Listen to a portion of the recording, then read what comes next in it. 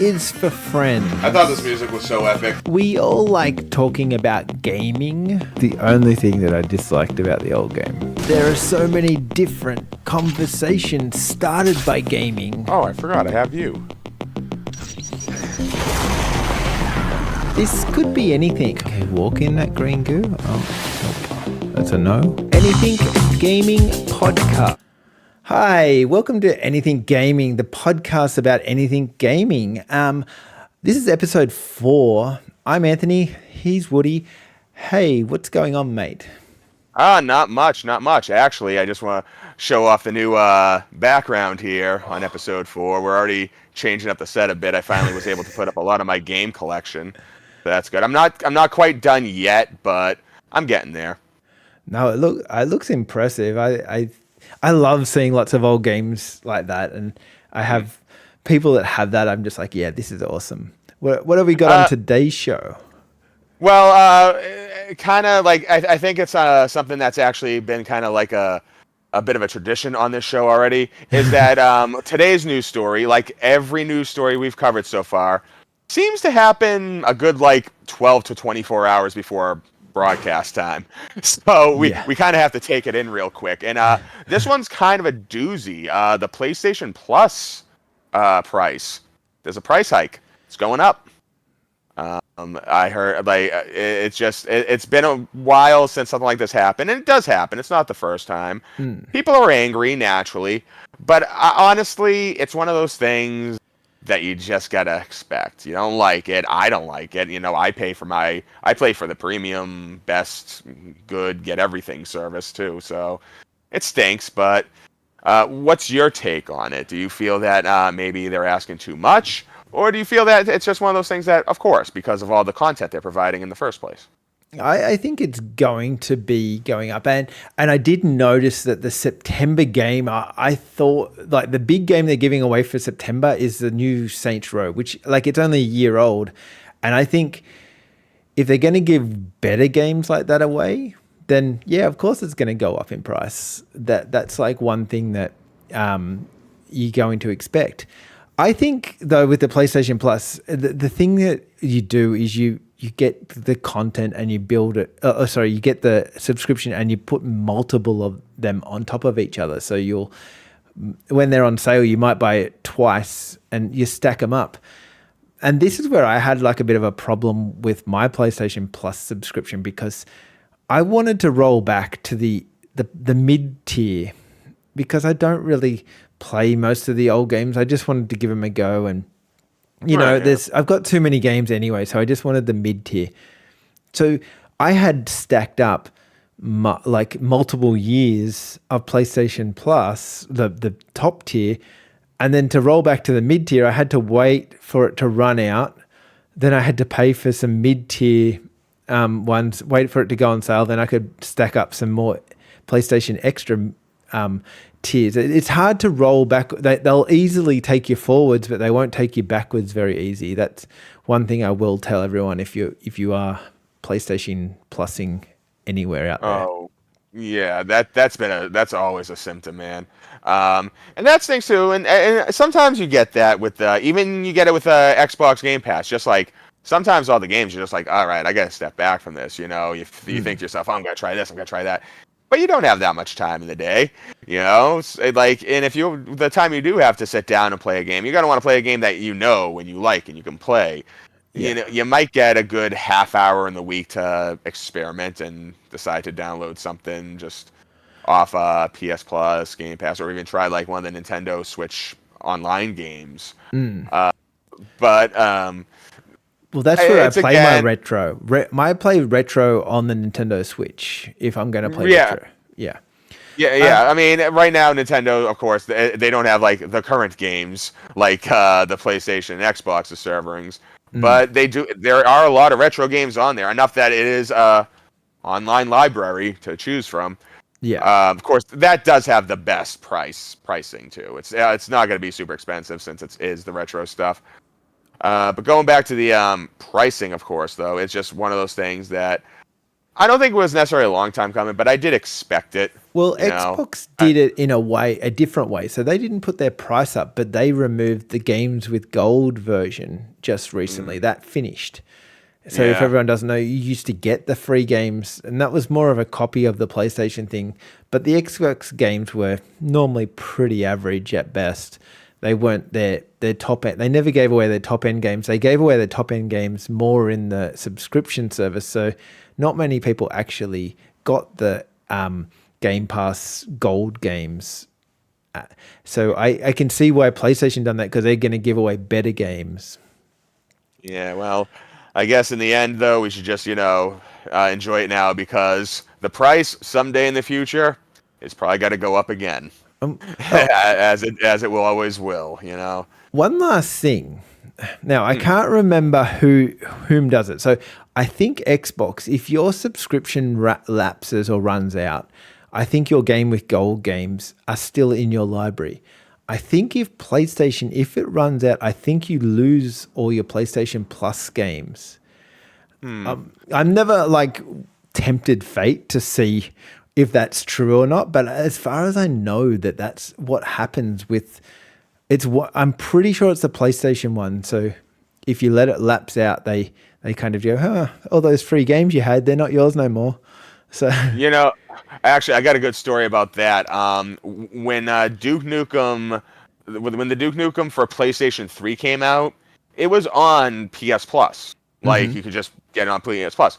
But I love Duke Nukem. I'm one of its. I just love every version of it. You know what I mean? So I actually spent the money to download it. Right. And it's a good thing I did because eventually the licensing for it dropped. It ended up getting bought out by someone else. So they pulled it off the store. right. Like you couldn't get it anymore. Yeah. So I'm glad, because if I had just been like, I got it on PS Plus, whatever, I'll just keep it on there. But the fact that I was able to buy it means that it's available. But I always wondered if you still had the PlayStation Plus and then they took it off, but it was still on your system, if you could still play it. I never got to really find that out because by then I already purchased it. But it's an interesting concept. Yeah. Yeah. So anyway, we're going to always get price. No, nothing goes down in price. That's how the world works. I'm sure of that. Yeah. Speaking on something that you just mentioned too, you mentioned Saints Row being this is another breaking story. Yeah. I guess Volition, the company behind Saints Row, and they also did Red Faction, Right. officially shutting down. Oh, this is sad. Yeah. Is this breaking news? So now we're going from 24 hours before to breaking news. I realized that. I probably should have mentioned that, but right before we were really starting production on this, I was like, aw. But yeah, and it stings too because Saints Row 2 is one of my favorite video games of all time. I love that game. And Red Faction. I love Red Faction. Red Faction was one of them. And Red Faction was really weird. If anyone goes back and plays that, you go from Red Faction, one of them, and then you go to the next one, and they're completely different games. They're such a change in the game. And you're like, wow, how does this happen? But yeah, both games are great too. I personally prefer the first one. Yeah. Part 2 is good, and I do know a couple people that actually prefer Part 2 because Part 2 does have a little bit more bombast to it. But just they called it the Geoforce. It was just a buzzword. But you could blow up walls most of the time indefinitely. Sometimes you'd find secret areas that were just weird secret areas too, depending on how far you went in.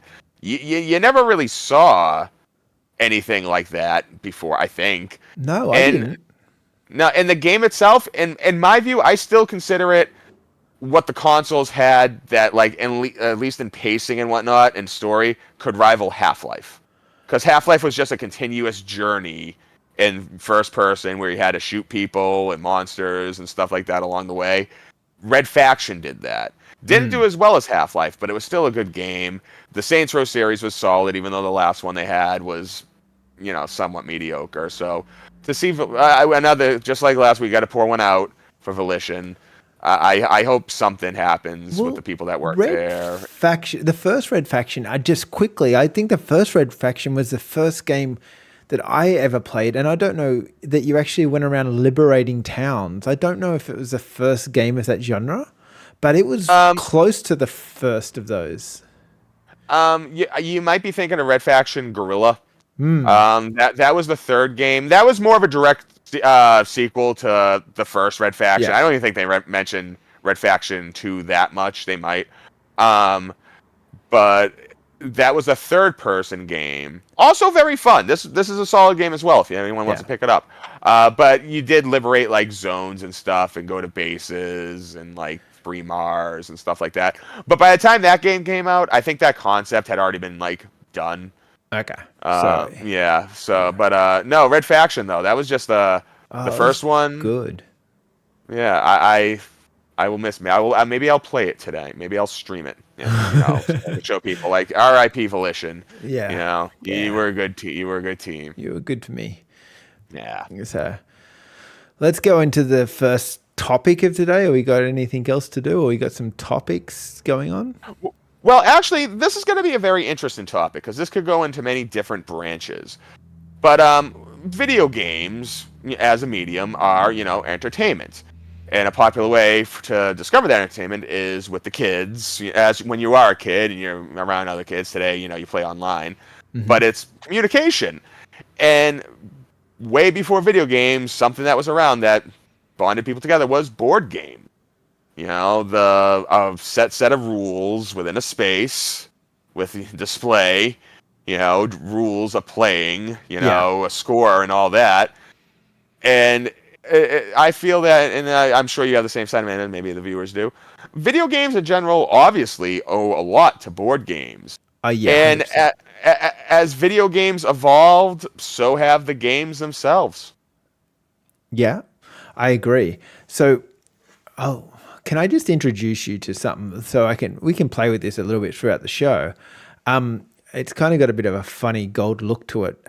But this is my Mario Monopoly little guy, and I can hit this button and he'll make little noises like that. And so what would happen in this Mario Monopoly version is that every time you would get on a go to jail space, you'd hit that and it would be a positive or a negative thing. So I got that sound there would take me through to maybe jump a couple of squares. I can't remember offhand. And the coins one will give me some coins. And if Bowser comes out, it would then take me straight to jail. So it was kind of like it's like a take a chance card that they threw in there, but the random thing of this little computer thing. Well, yeah, because so that's like you have chance and community chess. So Yeah. that was the chance one. Nice. That's cool. Like that, you got to give it to Monopoly. They just know how to make video games into board games. Well, I think Monopoly is the starting point for this conversation because I think if you look out there, there is so many Monopoly video game crossovers in Mario, Zelda, Fallout, at least 2 Pokemon ones. Mm-hmm. Like video game, like Monopoly knows how to do video, and it's cool that they incorporate things like the Mario question block there. Yes. It puts a spin on a familiar game because who hasn't played Monopoly really? Monopoly is one of the most like across the world. Monopoly is like at least the concept of Monopoly. You know the idea, don't you? Yeah, and to see that adapt the popular video games. I think there's a Minecraft Monopoly. I remember seeing an Angry Birds Monopoly back when Angry Birds was something. Maybe has a Monopoly. I'm not sure about that one. But you could almost have like a library, a whole wall dedicated to all the different monopolies out there. There's a lot. So that's one that they definitely did. Yeah, no, I mean, there's so many versions of it. Someone's gotta, I'm sure someone somewhere has a nice wall like this of all the monopolies. Like, hey, would you want to play, Seinfeld Monopoly? All right, that's things like that. And to be told, I want to meet this person and go over their house and play Monopoly. Who are you? Comment if you are that guy. You comment that in, and we'll come over and visit you. We'll travel anywhere in the world. Hey, that's combine different Monopoly sets. Make it weird. I want to have fun with that. Yeah. Yeah. But other games too have other board games, I mean, have kind of co-opted video games in a Hmm. way. I believe Clue had a couple Oh editions yeah, where definitely. they copied some video games, and of course there is Uno, but that's not really a there are Uno board games, but by heart that's a card game. But even Hmm. that has video game additions to it. I What do you believe think I played is the the Mario one. first? What do you think is the first video game crossover, like board game to video game? Is it Solitaire? Is that that have to be towards the start of it, surely, or Well, Minecraft, or yeah, sorry, there were always Sweeper. there were some attempts to bring a board game style to video games.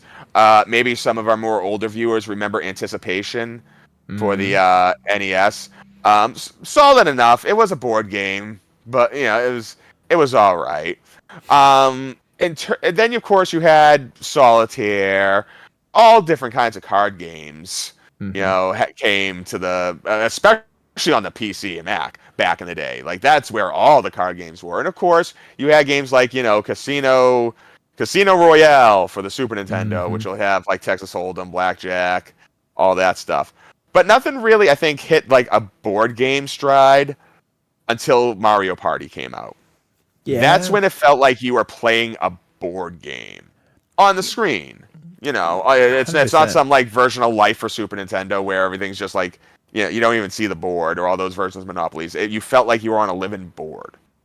No, I agree with that, and I've had many hours of fun playing Mario Party, playing the board game, and it breaks it up with having those little small games, as you will. I like, and that's what a lot of board games actually in that early '90s part did.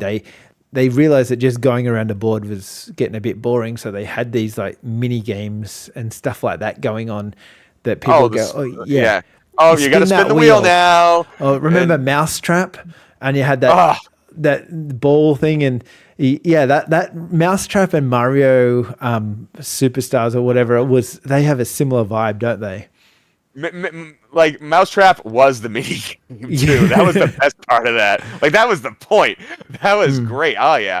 A lot of board games would get into that, especially games of chance. Well, even Monopoly itself. I guess you consider the bartering a bit of like all that stuff, yeah, a bit fair of enough. a mini game variety. Nothing too serious, of course. Yeah, And then you had the games like Life. Did Life have a wheel? Life did have yeah, I think it did. well, I don't think it had a wheel, but depending on where you landed, I think you may have had done something or whatever. Yeah, Nothing too crazy though. I feel like Dungeons and Dragons probably was the one that was a video game Oh in the yeah. making. Like I feel like that Well, really converted over to being a video game quite well. I don't know if it actually was released as a video game or it kind of just went hand in hand with computers at the time. it's I don't think there's ever been a proper like Dungeons and Dragons tabletop. There's got to be at least one probably for the PC, but usually when you see Dungeons and Dragons in a video game, it's the Dungeons and Dragons world. Hmm. And in that world, you have your standard RPG or third person action or strategy game, Yeah. whatever the situations calls for. But when you look at what Dungeon Dragon did with just things like hit points, things like accuracy, percentage, and all that, which just like more or less the RPGs just took. Like it's kind of unfair to say it like that because how else are you gonna do an RPG? Hmm. But like the first time you ever seen like not a roll of 20, that's the basis. It doesn't have to be numbers 1 through 20, but the fact that there's a percentage chance of how you're gonna hurt this guy. Well, do you think that Yeah. that Dungeons and Dragons dice made it into the Mario games as well? Because in Mario you would get different dice depending on which character you had and stuff like that as well. Oh yeah, I mean, dice is dice. Mm. Dice was around before Dungeons and Dragons. I mean, yeah, it's Was actually kind of Dungeons and funny. One of my Dragons is the first one to have like the multi-side die? 20 sides. Yeah. Yeah, I know that's It's heavy, but they Yeah. got it to work, and it's a good thing they did. It's fun. It gets derided, but I've played a little. I've never officially like sat down Dungeon Master. I had a friend just give me a crash course on it once, and I was like, yeah, we'll play it someday. Admittedly, I never did, and someday I would like to give it a go. And now you're not But friends with that person. well, yeah, we grow up. um, if he finds me on this, fine. I'll sit down and play Dungeons and Dragons with you. But until then, it is something I would like to visit because honestly, the concept is quite easy. I don't see how people get like overwhelmed by it. I guess maybe if you got like a dungeon master that's just a little too mastery, maybe it can become a sour experience. But it seems all right. And of course, when you're talking about how board games go back and look at like Dungeons and Dragons and how you can just incorporate into video games, such like the dice, how it gets used like that. Other factors too. Really, though, the mini games I think make a board game for a video game that much better. 100%. Because then you got to keep the mini games because you got to keep it flush. But just the fact that you're visually a board, that's like the ultimate marriage to me. And a lot of games have actually taken that. Sonic Shuffle, which I believe was for the Dreamcast. I could be wrong if anyone wants to correct me on this if you're watching, Mike. But that was Sonic Party. It was Sonic Party. It was decent. I know somebody out there that named Mike that will probably attack you because of this. So. But yeah, I always like to see it when it happens that there's a board game based off a video game. That does happen on occasion. Like the earliest one I can think of is the Street Fighter board game. Oh. I couldn't even tell you I don't even know how you can conceptualize the rules of that. But occasionally you will see. I think there was a Fallout board game at one point. There was a Stardew Valley board game as well. Stardew Valley, yeah, and then of course the rules they make for those games have to feel like the video game. There has to be something that carries over to that. With something like Fallout, it's probably easy because once again, Dungeons and Dragons, hit points, percentages, all that. I would have liked to see how Stardew Valley was though as a board game. I've never played it. I think there's an Animal Crossing board game also. That would lend itself very well. Yeah. I can see that. Yeah, so I can see that happening. Also, the things that, like, probably my favorite thing when we're talking about board games and video games is when a game like Assassin's Creed has like a mini game in the game, which is a board game, and then you can buy that board game that you're playing. I can't remember. Don't cross me. I don't know the names of these games that they play in Assassin's Creed, but they're like you roll some dice and move some things and.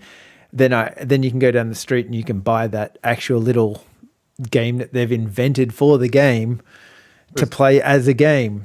So, one in recent history, technically you play it on a board in the video game itself, so it counts as a board game. I loved those ball puzzles in Resident Evil Village. Yeah, where you have to like move on a board.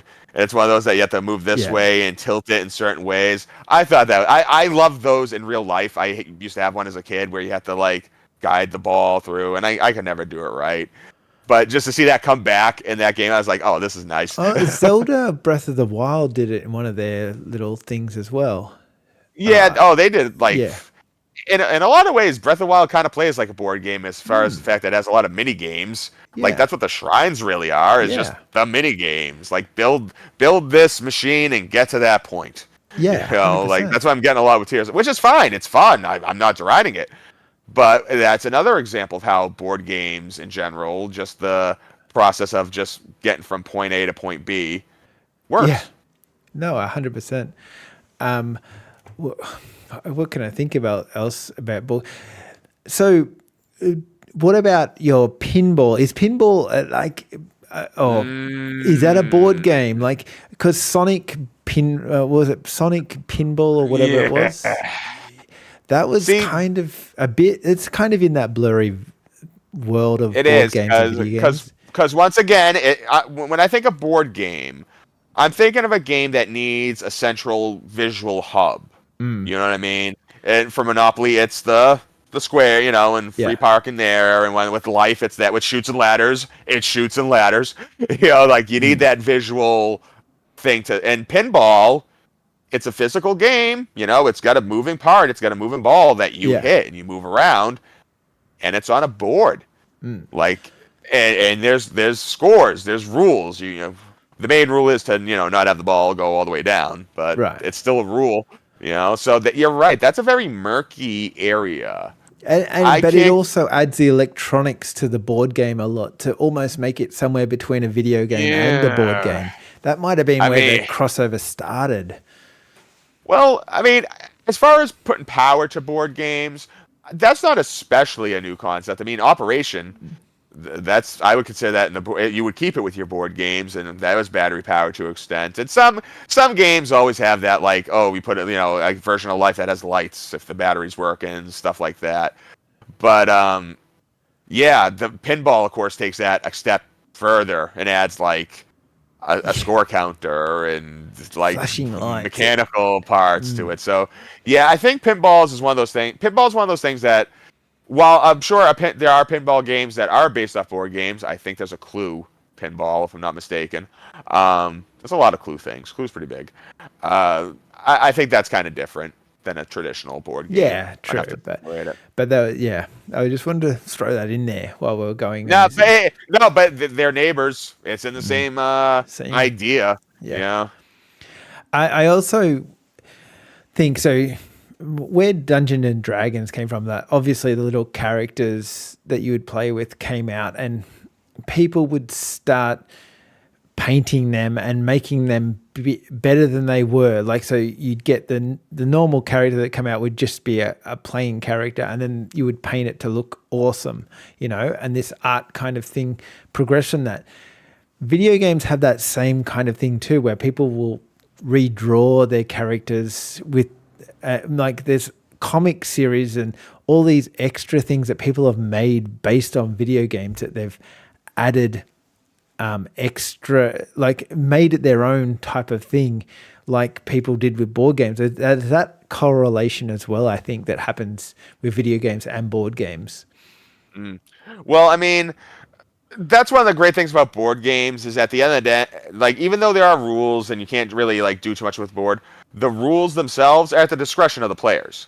So they can do whatever. Technically, they can do whatever they want. They can. A popular one with Monopoly is free parking. Yeah. Now, if you read the book, it explicitly states that if you land on free, that's all. It's just a free space. That's all it is. But a popular rule, like seriously, everyone I've ever played with ever in my life, so maybe it's just a New England Puts rule, money under it. is you have any taxes, any fines, any of that, any lost money like that doesn't go to the bank. It goes in the middle of the board, and if someone lands on free parking, boom, it's yours. Yeah.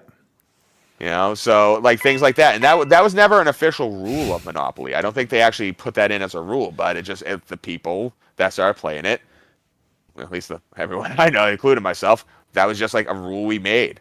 Well, that. the same as where everyone would take two cards, and came out and said, "No, that's not how you play the game."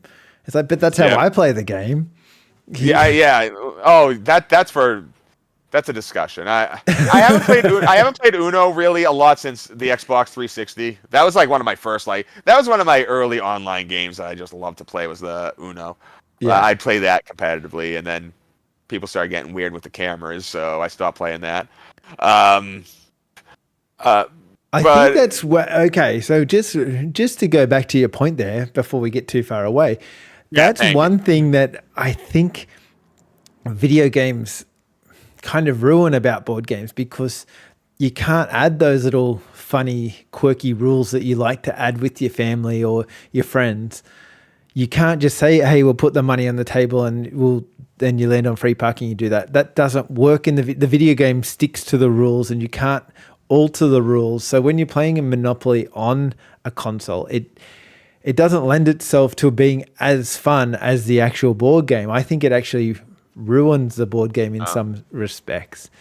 Nah, I've played some good game show games, but as far as traditional board games, I can't remember ever playing like a good board, like you know what I mean. Like I never like sat down like, oh, this is a good version of an off, this is a good version of life. I've The never only done that. board, the only board game that I've ever enjoyed in video game form is the most famous board game, chess.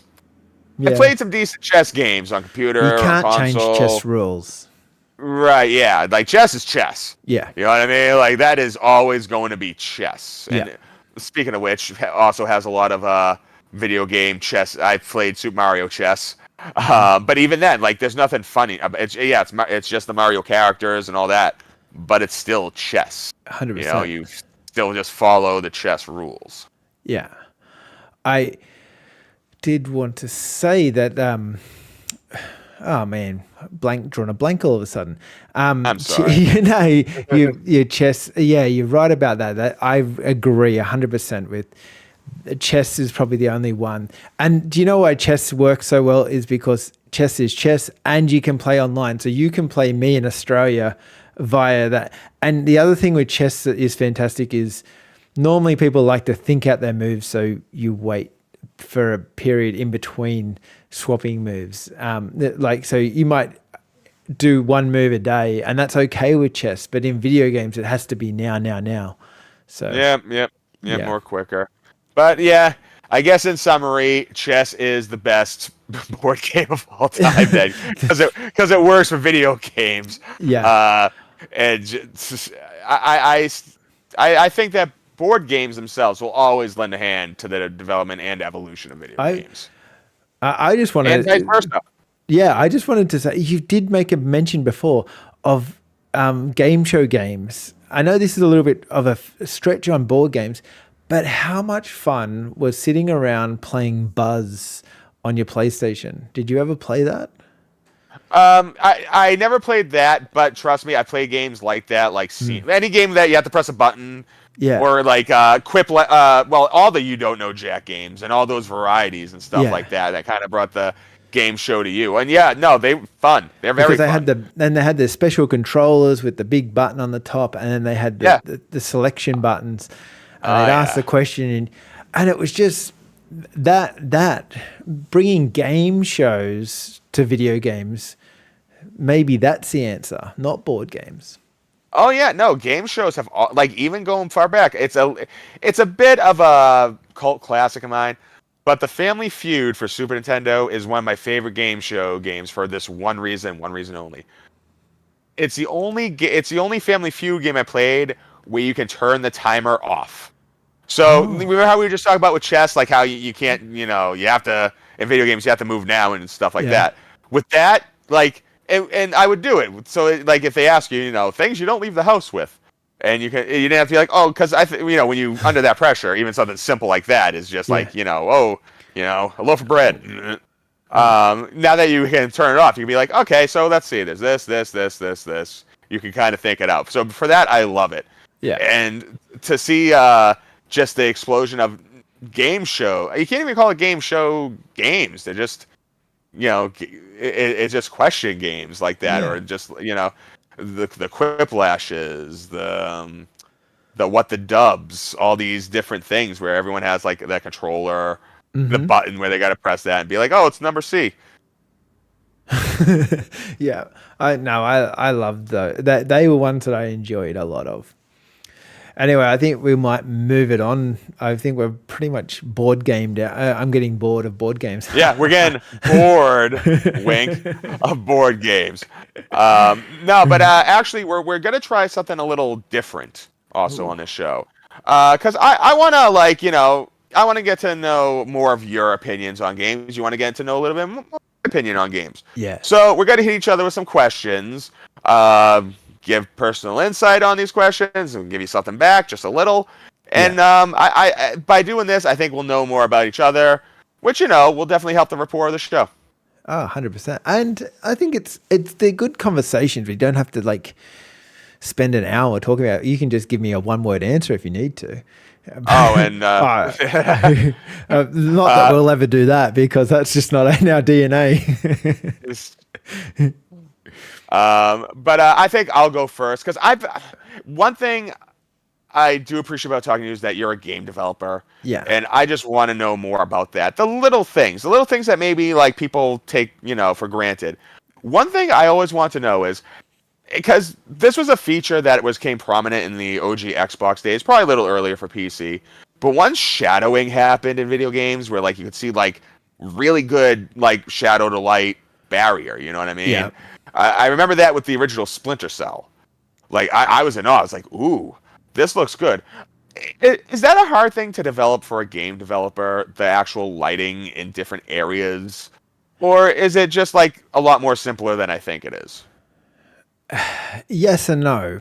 So a lot of game engines nowadays have built-in shadowing.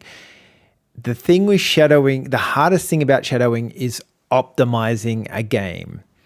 So that's where a lot of people like to run a game at a really nice frame rate and have shadows and really good lighting is really the hardest.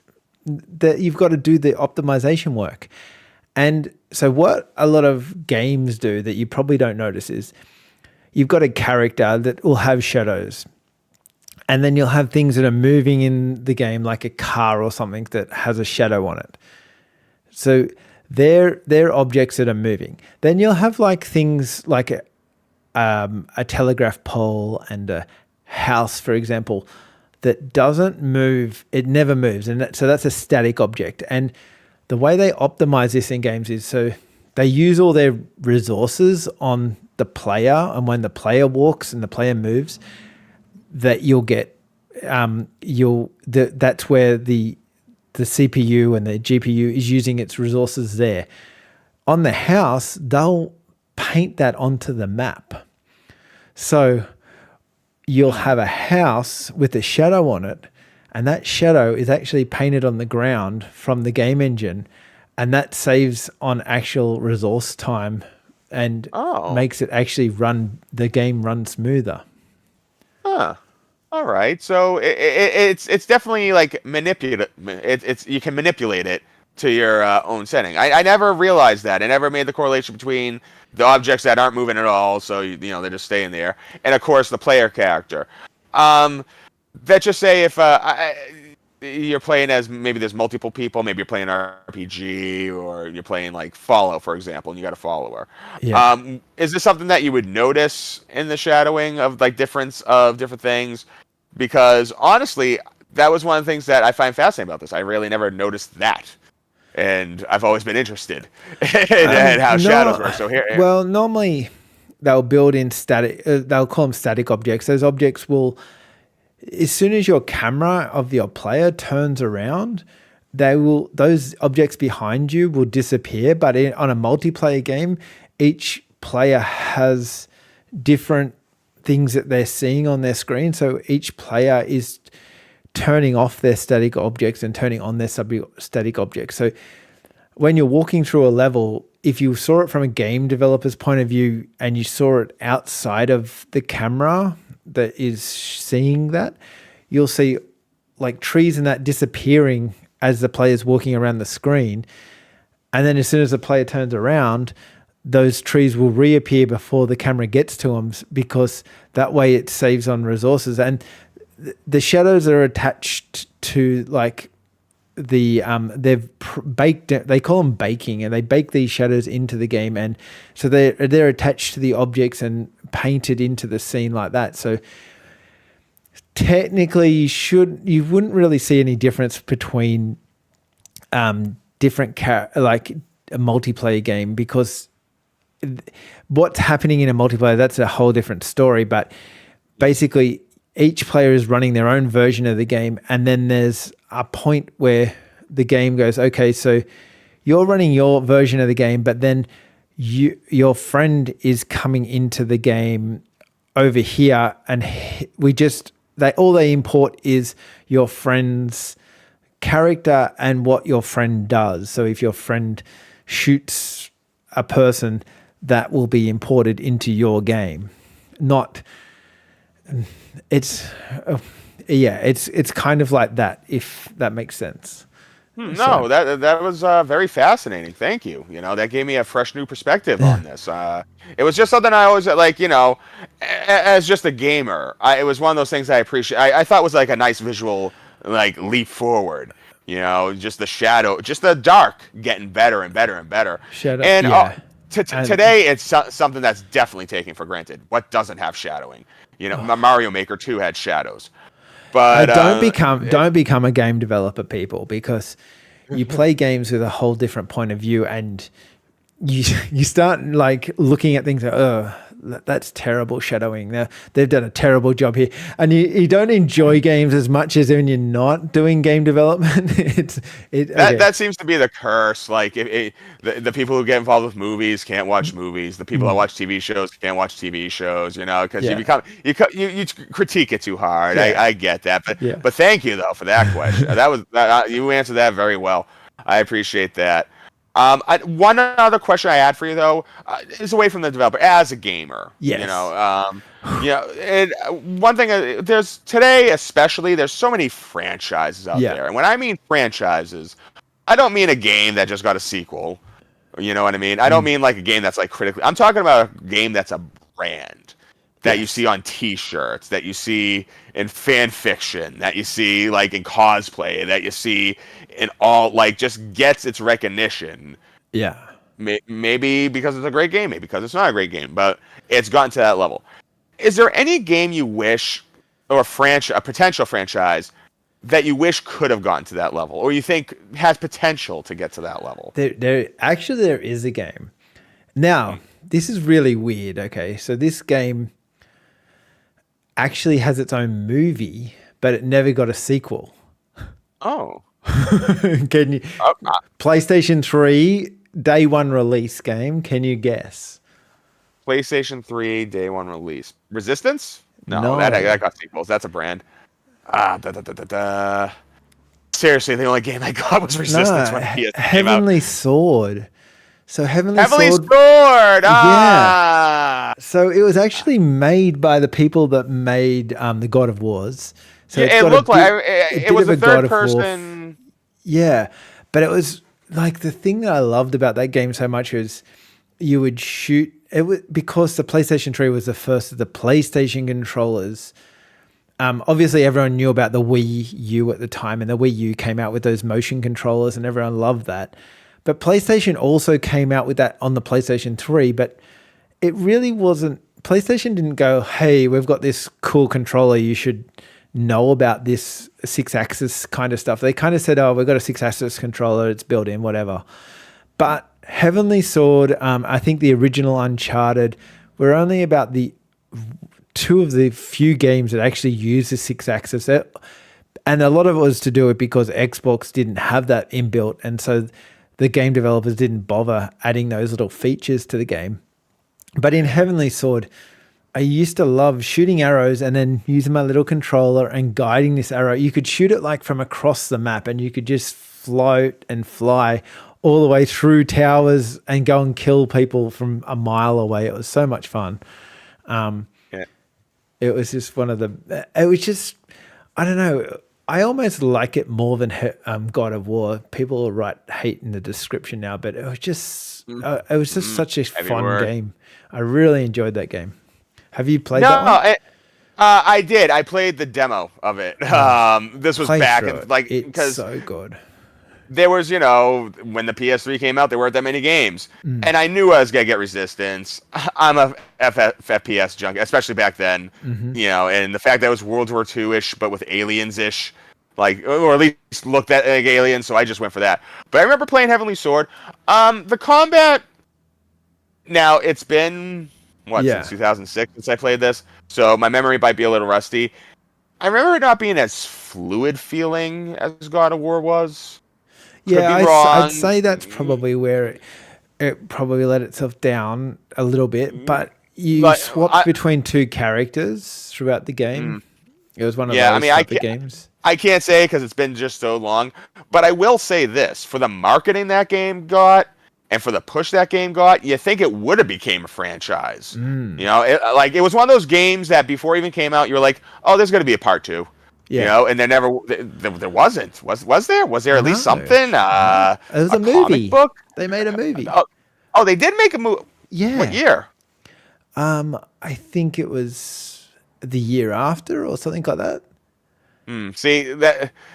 And that just shows you, though. I mean, how tragic that is, because it even got its own movie, and it looked interesting. The story looked interesting. The Well, character, I a only bought the redhead woman. game. I only bought the game because I bought the PlayStation 3 on release. There was Uncharted, Heavenly Sword, and about two other games. And I'm like, Uncharted looks interesting, and I love that franchise. And then Heavenly Sword, I'm like, she's kind of cute. Yeah, I could see where this goes. And you know No, what I yeah. mean? I mean, hey, at the very least, if it's something like God of War, sure. Well, I didn't Because even know that's it all. was. See, to be honest, this is me being a bit of a weirdo, but I'd never played a God of War game, and so Heavenly Sword was Oh, my introduction point to that.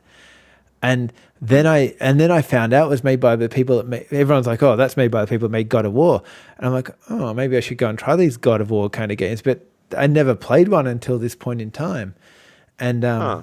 yeah, and so then I played that, and I'm like, "Oh, okay, God of War might be good." So I went over and played all the God of Wars, but yeah. So Well, maybe because I went in at Heavenly Sword, that's why I have such a fond memory of it. well, maybe it's time for that franchise to become a franchise and come back for the PS5. Can at the very least you play it on PS5, like through I have the no classics? idea. I haven't Eh, even looked at it, but yeah, yeah, I have be to. interesting to find out. You've got a PS3 still? Oh yeah. Just go. Oh Go and get no it. no no no no. I mean okay. I do have a PS3. But for convenience sake, I'd rather just play it on my PS5 if I can. Obviously, I can't just throw the disc in because reasons. So to see if it was available, because they do have I know Resistance is on PlayStation 5 in some form or another. I don't know if Yeah. it's in remastered form, but it's there. That's definitely something I'll check out. Okay. We'll Google it. Yeah. Yeah, no, definitely. Um. Do you want some questions? Oh, You are all I want all I want is the questions. Hit me. okay. I want to be stumped here. Give me something. Okay. The best year for game releases. I'm talking about not just your favorite game came out in this year. I'm talking about like when there was so many solid titles, like lots and lots of great games in one particular year. What year did you find that to be? Now, this particular year here, if I were to produce a list of the games that came out in this year, you would see it's top tier. I'm really only going to talk about 5 games. One game, personal favorite of mine. One game, everyone can admit it's a really good game. 3 games are genre-defining video games that are played and revered to this very day. And this was all in one year, and that year is 1998. The year I turned 15. What were the At least over here. games? Okay, well, first off, I'm going to give you the game that, just to give the 2 shouts to the games that I really enjoyed that came out that year, but I could see people being like, no, that game sucks. The first one is the first South Park game. That came out in 1998, and I loved it. I thought it was great. And it's kind of a sister game to another game that came out in 1998, Turok 2, both Yeah. for them for the Nintendo 64. Very solid first-person shooters. I love them. Now, unfortunately, if you were playing for the Saturn, and I'm sorry for our Saturn fans watching this, I have no idea what came out for the Saturn in 1998. I want to say the port of Symphony of the Night came out in 1998, so there was that. I guess that was good. But if you had any of the other ways of playing, at least not portably, actually, well, at least in the States I was poorly, but you were covered. If you were a PC player, that was the year Half-Life came out. And Half-Life needs no introduction in video games. You know what I mean? It Yes, is that's like true. this. It was a epoch, of video games. It's just like this story-driven, like first-person shooter that was a first-person shooter. You know, you're going around corridors shooting things, blah blah blah, but just presented with such a gloss and a veneer in a setting and an atmosphere. You never saw anything like that. And once that came out, oh, everyone followed suit. You know what I mean? Like more and more games, like we were talking about Red Faction, for example. Just this linear experience, a roller coaster ride. You never saw that before. Now, for PlayStation 1's offering, they went with definitely a more cinematic classic in the form of Metal Gear Solid. And yes, the game's got opening credits. You know what I mean? The voice acting, the music, like the story, like wow. And on top of all that, a very solid stealth game, which, and I have made my feelings known about stealth games on this program. To say that Metal Gear Solid didn't, you know, get that going. And Thief's a game too. I'm not discounting Thief. But to the masses, you know, to the console gamers, Metal Gear Solid, you're not shooting everyone in sight. You're actually sneaking around, and you're putting on disguises, and you got to get in the access card, and you're fighting a tank. You know, it's not all stealth. Sometimes you have to fight a tank in the game. But it was just such a unique experience. It would get ported over in the same way Half-Life 1 would get ported to a console, but in that year of 1998, that was the pinnacle on the PlayStation 1. Now, while I love Half-Life and I love Metal Gear Solid, on the Nintendo 64 side, that was the year The Legend of Zelda Ocarina of Time came out. Oh, yes. I mean, I'm playing it now. Like, I'm actually going through another quest now, and you play that game, and you're just like, even now, you're just amazed at the stuff that's in that game that is just used to this day. And I'm not talking with just Zelda. I'm talking with any third-person shooter. How you present your attack to people, how you use your items. You know, it was one of the first games. Because it wasn't like Mario 64. It was about running, jumping, platform. It was just strictly exploration and using tools to get ahead, which they knocked out of the park. Yeah. Much, you know, it is one of those games that today, if you have any interest in wide open adventure games and you want to like start somewhere that like wrote like, you know, the code for it, you got to go to Ocarina of Time. Just like if you want to see how first person shooters of today, and that includes the Call of Duties, the Battlefields, you got to look at Half-Life. And when it comes to cinematic experiences, which are really more or less a dime a dozen today. I mean, every game's now trying to be like that, like top tier production where it looks like you're, you know, watch an Amazon series or something. Metal Gear Solid was that, and that all came out in 1 year, 1998. There are other games too. That's just my personal list. If you actually, I've just looked it up. Okay, I looked it up, and I feel like you've missed a heap because I've. Oh, absolutely. Okay, so like the Saturn, there's so many. The Saturn actually had no good games. You're right about that. Sorry, Saturn. I was hoping that Panzer Dragoon Saga came out that year, but I think that was 1997.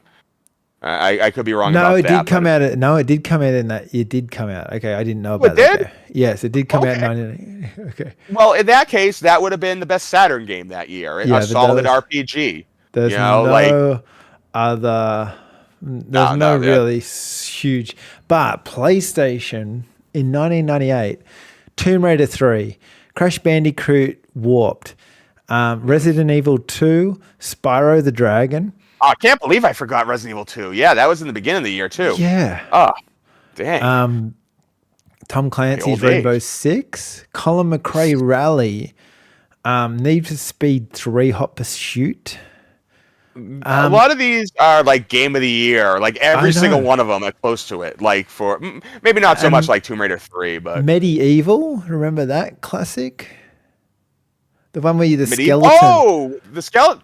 That was 98. Yeah. Wow. PlayStation.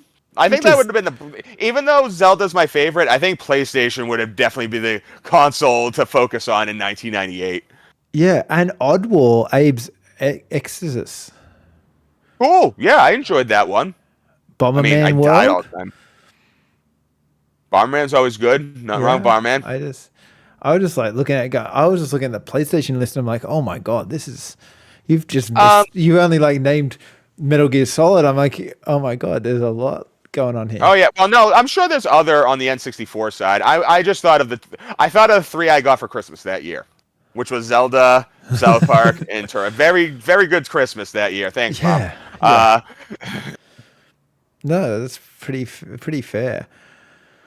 So that's I would agree with you though that around that era, around the late 90s, early 2000s, that was when a lot of great games came out year after year after year. Like you could probably go to 1999, 2001, 2000. All of those years had like huge lineups of games, and then I think once we get to like 2010, games just turned into Call of Duty or Grand Theft Auto, and there was a couple of other games in between. if I'm not mistaken, 2019 wasn't that bad. I think 2019 had a couple. I think 2019, the Resident Evil 2 remake came out. Did Odyssey come out that year? Mario Odyssey? I might be wrong about that. But I'm pretty sure 2019 was the last like year that was like, wow, some good games. But yeah, now it's like it's a lot of it too becomes you notice that you have the better years of games towards the end of a console life, not towards the start of a console life. Yeah, because that's when you know what you're working with, and you can like I'm even thinking about this year so far. I'm enjoying Baldur's Gate 3. Don't get me wrong, but I mean, and I enjoy a lot of things. You know, I mean, like I'm talking like knocked out of the park. The last game that I really played that I felt like, wow, this is so awesome, was probably Resident Evil 7. I played plenty of great games after that: Red Dead 2, Resident Evil Village. You know, the Horizon games, and they're great games. But I'm talking about that game. I'm talking about that game that is one of the first things you think about when you wake up the next day. When you think, oh, when I play this is gonna happen. You know what I mean? And 98, man. Yeah, if I slept, I would have dreamt about it. But I wasn't sleeping because I was playing all these games through the night because I was young and I had energy. Yeah. Heart of Darkness was another one you missed. Ooh, see, I enjoyed Heart of Darkness, but that was I could play Final Fantasy VII even though it had all the discs, but I couldn't grasp why that game needed so many discs. Now I understand cutscenes, audio dialogue, but when I was that age, I was like, I'm not playing like an Earthworm Jim game over 5 discs, you know, because that's what I kind of like associated. I forgot all about that whole swapping discs thing until you just mentioned it. And I forgot that was a thing. I remember sometimes you used to get your PC and you'd have like 14 discs to put into your PC just to load it on. Oh my god, that's a whole other topic for another day. Yeah, it's coming back. Didn't Final Fantasy 16? Am I thinking of the right one? I could be wrong, but I'm pretty sure it came out now or is coming out that is 2 disc. And that's not counting the games like Red Dead where it's got the install disc. Yeah. And then you got your game disc that you just use. Yeah, there's a lot of them that do that too. I don't know if you just dropped out. Oh, yeah, you're back. You're live. Okay, so yeah, I was surprised at how many good games were out back then. But on another side note, my questions of questions, retro games like Goat Simulator, like those really weird, quirky games, and I think this kind of almost rolls back to one of your favorite 1998 games, now that I think about it. All right. If you get my drift. What is your retro games that were like, what are your first memories of games that were kind of a bit quirky, a bit weird, interesting kind of games that were just not like that run-of-the-mill, go and shoot some bad guys and that's the end of it?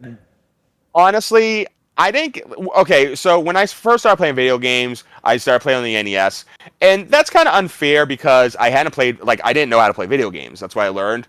So every game was a quirky new experience. Contra, Ninja Gaiden, Castlevania. But that's kind of simmered out once Super Nintendo Genesis came along. And I'm not taking away from any of those games. A lot of them are innovative. A lot of them are great. But nothing really like... To me, nothing really like pushed the envelope into like writing the script on actually how the game's presented to you or what you're doing, whether it be a platformer, you know, RPG, sport game, just like any sport game, really, even racing and whatnot. But I remember the first game where I was really taken aback on how quirky something was Parappa the Rapper for PlayStation 1. The first time I played the game, it was on a demo disc because that's how you Yeah. got them back for PlayStation 1. And I just remember being floored at the time. I had never played anything like that. Mm. In the very basis of it, mechanic wise, it's really not that all different from like Punch Out, but just the way it was presented with this music and everything, you weren't controlling the characters on the screen. You weren't even controlling anything on the screen. You were just hitting the button, the X button when it was time to hit the X button. To me, that was very mind blowing for the time. What about I sucked. I South sucked at Park? it. Maybe be in that quirky games. Well, South Park. Here's the thing. It's quirky in the sense. I will say this, just for the fact that there was a South Park game at the time like that. South Park, when that came out in '98, it was only about 2 seasons in. There's a whole literary of characters that are famous now in South Park that weren't even conceptualized yet when the game came out. So the fact that there was a South Park in the game was, head turning. Yeah. But when you do play it, I mean, it is almost, I want to say, even though it plays with Turok 2's game engine and all that, it's actually more reminiscent of the Serious Sam games, where Yeah. you're not really exploring. That It's was more a quirky wave game, based. though. That was quirky, Serious Sam in some ways to me. Yeah. Yeah, no, quirky character, the fact that it was Mm. just it was almost like Duke Nukem, but somehow didn't take himself even any more seriously. You know Mm. what I mean? Like, it was just quirky in that way. Goofy games like that with that goofy undertype have always been fun to me. I always like the Earthworm Jim games. Mm. Those were fun, just like the characters. In fact, any game that was Interplay in the '90s always had quirkiness. That's what they rolled on. They wanted to make you go, "What am I?" They wanted to make you say, "What the hell am I playing here?" Yeah. But in a good way. Yeah. But as you said, though, when Goat Simulator came out, I think there's obviously the quirkiness playing it as a goat, but it's done in such a, I don't want to say realistic way, but it takes itself realistic. You know what I mean? It's just a goat. There's some objectives, lick this, drag that car around, all that. But Well, it was the first game I played that they didn't care if it had bugs in it. It was like, oh, if that bug's funny, we're leaving that. Where other games like, oh, we can't have it that you explode and then your ass falls out. Like that can't happen in the game. Where this game was like, oh yeah, that's going to happen, and then we'll make sure that your head falls off at the end of that. You know what I mean? Like that they just took like bugs and just ran with it. That's what I kind of enjoyed about that game. I mean, most of the time, you play a video game and you hit a bug, you might be screwed. With any luck, it'll just work out itself if you're lucky. But most of the time, it's like, oh, like at best, you just hope you just restart your game. Yeah. Sometimes it can really like crash your system.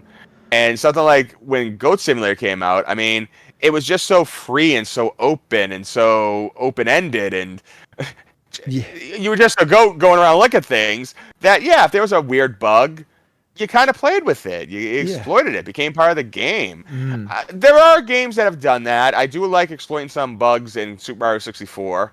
There's a couple in there. There's a couple in Zelda that's fun to try. One of my favorite bugs is actually in Link to the Past, where you can beat the game in 5 minutes. Stuff like that. But Goat Simulator it just seems more organic. It's glitches, like almost like they're supposed to be part of the game. It's like, yeah, and you're just like, oh, this is dumb. I played the new Goat Simulator, and one of my favorite parts is you go into this area that's pretty much a Wolfenstein 3D kind of setup, and you walk in there, and they've got the characters the same as that. And I played homage to the old Wolfenstein days, and I was like, yeah, this is cool. So No, yeah, I mean, you got to remember where you came from, and it's nice to see that kind of recognition. But in short, though, I think that Goat Simulator is a game that maybe should be given a second appraisal for just what it brought to the overall strangeness, if you will, of a video game experience, because everyone experiences something differently. Even if you're playing something that's rigid like Mario, where no matter what, you got to go right and get to the pole. Yeah. little things will happen just to you that will always be a personal moment to you. And with games like Goat Simulator, just being I mean, admittedly, sometimes unstable, a lot of memories can be made. Yeah, and especially when you're playing multiplayer with your friends when they added that Oh command. man, And that's oh my that's that's god. the best, man. That Yeah. keeps you guys friends for the rest of your life, because you did that. Yeah. Yeah. I wanted to actually quickly go on to a random topic of I got back to playing Pikmin 4 and I thought I'd throw you some feedback on that. Here we go, some weird feedback that Absolutely. yeah. So it's a fun game, but I'm not I'm finding it a little bit tedious. If you know what I mean? It's No, I hear you. I mean, spoiler alert. I've played Pikmin's 1, 2, and 3, but I've just played them enough to get a taste of it. And by no means are they bad games, no. but like you said, the tedium, it's just not my real cup of tea, really. Uh, People love it. One of my best friends, he is the biggest Pikmin fan you'll ever find in your life. So it's definitely got its following. But you say it's kind of tedious, though, more so than Pikmin 3, or? I don't think I ever played Pikmin 3 to be fair. All right, so yeah, I Yeah, mean, but this one it's I one of don't. You start with this dog, so you have this dog at the very start, and the dog is like worth 3 Pikmin. So if you have to move something back to so basically anyone never played Pikmin, you've got to pick up the thing and take it back to the point of your map, and then you'll suck it up into your spaceship or whatever, and basically you go around collecting things and dragging them back like little ants would take stuff back to their hive, so their nest, so to speak. But so the dog, like the little Pikmins are little plant type things. If you had something, everything will come up with how many Pikmins you need to take it back to the nest. The dog will account for 3, so if you need to take something that's 3, the dog will take back a 3 item. And you can also ride the dog, which then gives you the ability to jump onto items, which I don't know if the other games had a jump ability in them. I don't know. I can't remember. Well, I mean, if anyone's watching this wants to give their take on Pikmin 4, how it is, let us know. Give us more insight. As far as what I'm playing right now, I'm playing Baldur's Gate 3, and I've never played a PC RPG in my life. So it's definitely a new experience for me. I'm liking it. The setting seems cool, and one thing I'll give for Baldur's Gate 3, as of right now, it is the best looking video game I own. In terms of like the graphics, you know what I mean? I got a decent rig. It can play whatever, comes out today. It does take some getting used to because I'm just so ingrained into console RPGs. Like, do you play on your PC with a controller if available? Some games I do. One game I actually always play with the controller with, which is kind of weird because it's a first-person shooter, is Duke Nukem.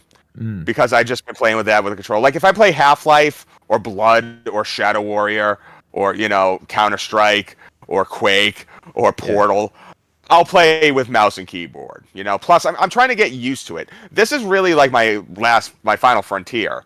I've never gotten heavy into PC gaming until what years I ago. did, because I'm the same as you. I'm always been on console, and I find thumbsticks really easy to navigate. I hate using WASD keys to move. So I actually the only thing bought myself one of those little hand things so I can move with my thumb still. Oh. Well, like this thing. Now that's cool though. That is cool. and you can move with your thumb, because you can use the thumbstick on it, and you just move like your thumb, and then you can use your mouse to do everything else, and then you can assign buttons on the rest of it. I'll say this: aiming is much better with a mouse. Oh yeah, 100%. Much better. Like I will say that, like because of that, the more simple the first person shooter is. Like I find myself breezing through Quake on mouse and keyboard because like the more like inventory items and other actions that you give me in first person. There's no way I could play Dying Light 2. I have it on my PC. I'm playing with a controller. I don't think I could do that on mouse and keyboard at all. Because there's a lot of things going on, and I'd rather just keep that controller. But so far, as far as control, it's not hard to control Baldur's Gate. I wish I knew how to rotate the screen. I don't know how to do that yet. But I'm learning. Okay. I will get it at some point. Yes. Until then, I'm trying to equate it to like Command and Conquer, because that was like my big move characters around on via mouse kind of game. So far though, it's all right. It's all right. Yeah. Well, you haven't had any crashes or anything bad happen to you? Okay. Now that you mention it, it has crashed once already. I was in my first battle in the Imp or something. It's right after anyone plays. Right after you break out of the thing where the brain worm, I guess. I haven't gotten that super far into the game yet. And you meet the girl, and then you go, or at least I did. I think you might change that in options. Yeah. He was coming towards me, and all of a sudden, everything like that, and shut down for a second, and then Windows rebooted. And I'm like, okay, I don't know what happened. So, whatever. And I picked it up again and started playing it, and it didn't crash on me then. So, I don't know if it was my rig or if it was just, the fact that it's a newish game and it just hasn't been patched over yet. Well, they just did a big update, I think, last week. So maybe they've heard this podcast and they've preempted that you were going to say that. And they've... Yep. They knew. All right. You got us. Yeah.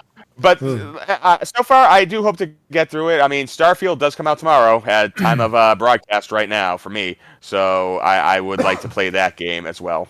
So we'll do the Starfield show next week. I'll let you guys know how Starfield is. No, I'm going to get it too. We'll both get it, and we'll both we're going to be like, we'll just talk about Starfield for a whole show. And hey, let's hope so, man. Okay, we're just planning next week's show now. It's all right. Don't worry about that.